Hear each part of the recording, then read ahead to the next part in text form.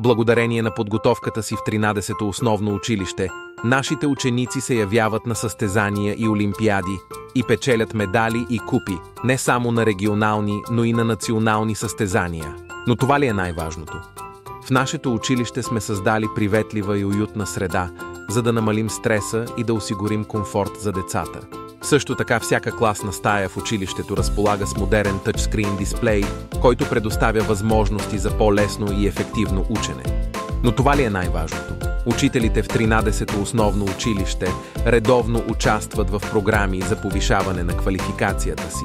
Така учениците получават образование на най-високо ниво. Но това ли е най-важното?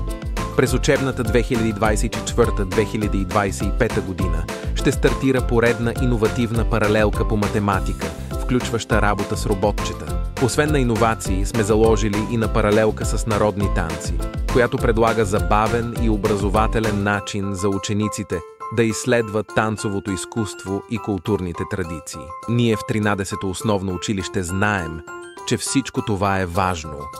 С нас детето ви ще стане победител. 13! 12! 13!